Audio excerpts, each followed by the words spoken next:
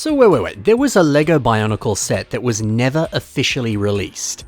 Ooh, exciting! Today, let me share with you the history behind this rare and weird LEGO set, and I'll break down how you can use all of the pieces that come in this set in your own custom creations. We'll be a little bit cheeky and we'll check out 2 revamps of this pretty cool guy. Here we go.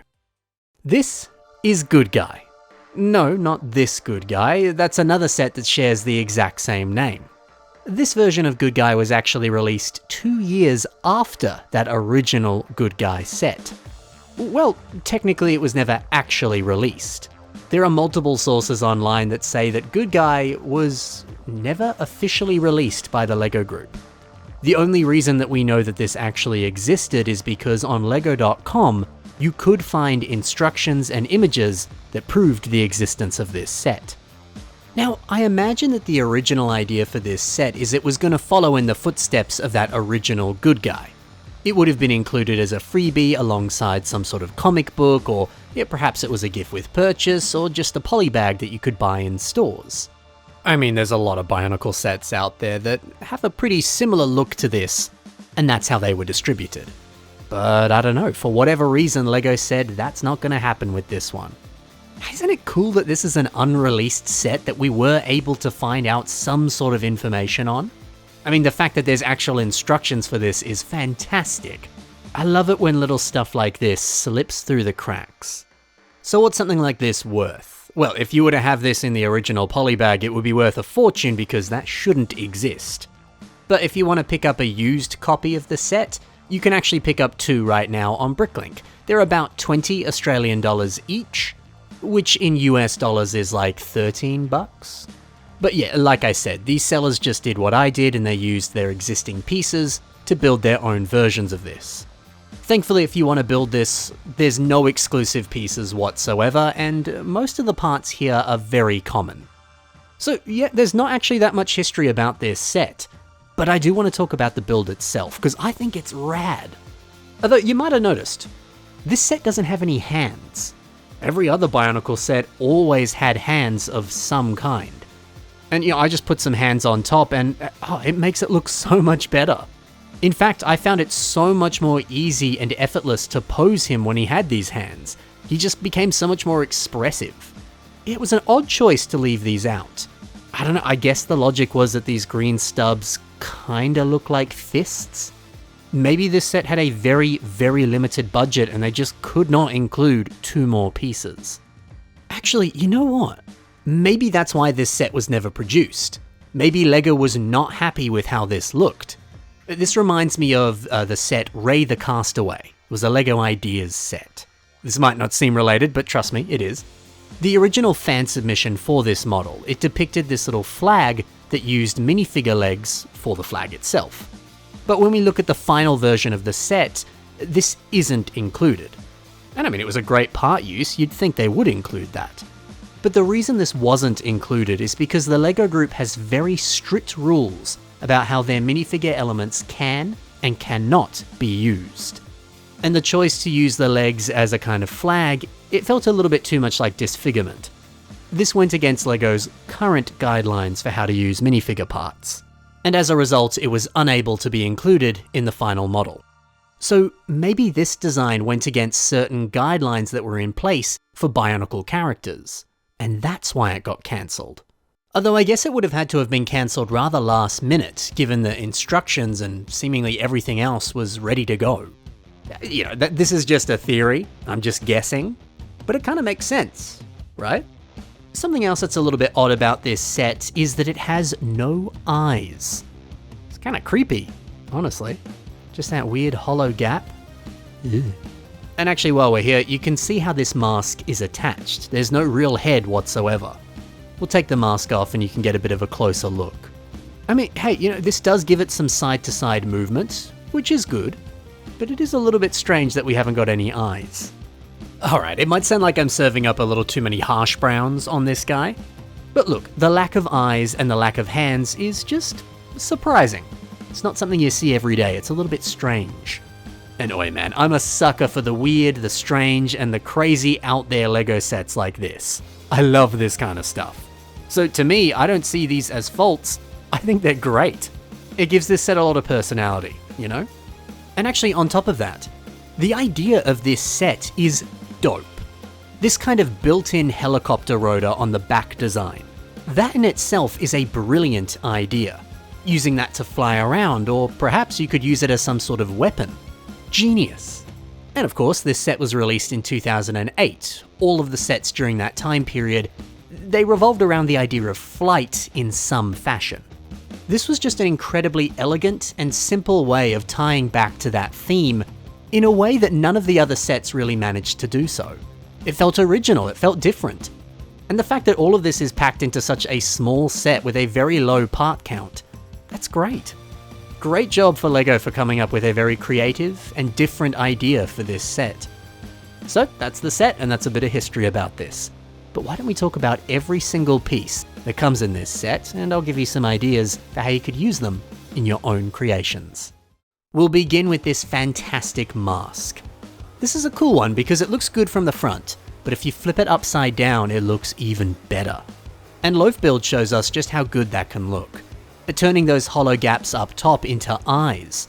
It totally reinvents this mask and makes it look brilliant. Hey, maybe you could do the same. Take a few other masks in your collection, flip them upside down, and see if it turns into a good-looking head design, like this. Good Guy's helicopter blades, well, they're good pieces. But why not take the two that you get in this set and turn it into a blade? Much like this builder here has done. Their name is Studios, Studios, Studios. Hey, this is simple, but I think it's very elegant. Over to the kind of backpack that Good Guy has.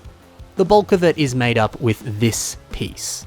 We previously saw this appearing in the Pohatu set that came out also in 2008. Here's one suggestion for how you could use it. Brazy Bonkles has kind of embedded it into the arm design and converted it into a big old blaster.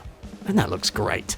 And even just the simple act of attaching that black tube into this, that really helps this read as a weapon. That's some lovely thinking.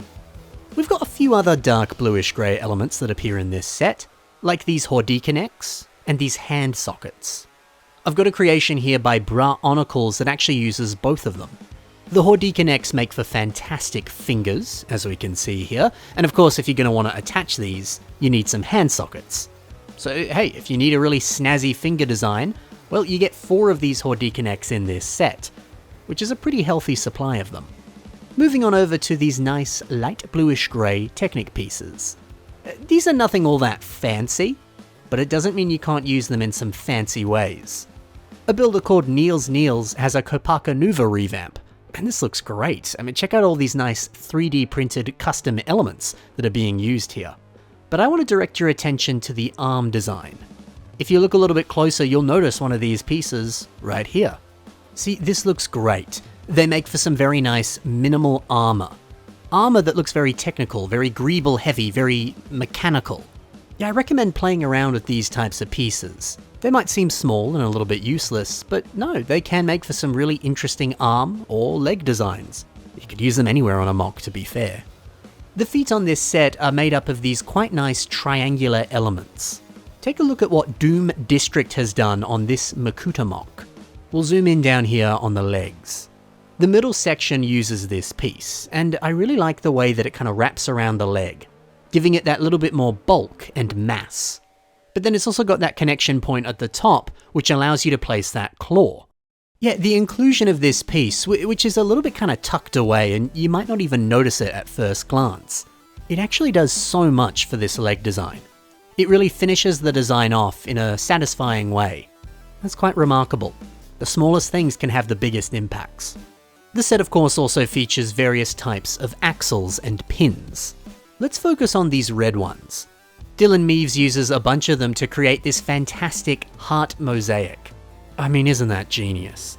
Yeah, these pieces are so common. You get them in essentially every LEGO set. And typically you see them being used as structural stuff. You use them to attach one piece to another. They have a very specific function. So it's great to see Dylan thinking outside the box and using them in very different ways. And hey, if you're like me, and I'm sure many other builders, you probably have a ton of these lying around doing nothing. Maybe you could use them to make a mosaic. And look, we're only seeing the red and black ones here being used, but hey, Why not use any of the other types of axles and make some really fascinating looking mosaics? That'd be a great idea. And then we'll finish off with these lime limbs. Rahiden uses them on this amazing chameleon. And yeah, the natural kind of 90-degree bend on this limb piece, it looks a lot like the way that an actual arm or leg on a chameleon would look. This is beautifully accurate. Nice work. Alrighty, that's some ideas for how you can use these pieces, but hey, why don't we see how you could reimagine and revamp Good Guy? Nuvolk Mock has found some very impressive ways of revamping this set, like this new and improved helicopter rotor, increasing it in size and adding all these greebles down below. That is genius. To me, it looks like he's taken the motor out of a helicopter or a plane and converted it into this portable flying machine. Even just the choice to include this flexible rubber element on the torso, so that it really does look like he strapped this thing onto his back. That's a great touch. If you're curious, this piece has appeared in a few sets as a part of this medical stretcher, like the one that you're seeing here. And then that stretcher would have come in a set like this Technic helicopter. Plus, just look at all the system highlights all across this mock. They add so much detail to this, and it's crazy how much detail has been packed into a very small space on this very small mock. This looks baller. Now we move over to Bionicle enjoyer Sam, and he's turned Good Guy into a much larger Toa. And see, this is proof of just how good the design of this set was. A dark grey and lime dude with a frickin' helicopter blade sticking out of his back? That looks sensational. And when it's given a little bit more love and attention in both of these revamps, you can really see just how solid that idea was. I think it's just so easy to improve upon this very, very clever idea. But this mock itself, take a look at the legs. It's great to see this Gresh armor piece that appeared on the Stars version of Gresh. This piece doesn't get a lot of love, but I think it's a great, great part. And it's used to great effect on this mock. And I do quite like that this has a custom mask. Because of course, you might be aware, the mask that comes on this set previously appeared on Nuparu Mari. I don't mind that it's being reused. I think characters can share masks, there's nothing wrong with that. But the choice to give him something different, it allows the character to feel so much more like an individual. They just feel so much more unique. In my eyes, this is the perfect time to give a character a custom mask. Especially one that looks this frickin' good. And that's that. That's the history of Good Guy, that's how to use his pieces, and that's a couple revamps for him as well. If you liked taking a look at some of the mocks that I showcased today, be sure to take a look at the links in the description below. You can find more from those builders right there. But that's it for now, guys. Thank you so much for watching. Happy building, and bye for now.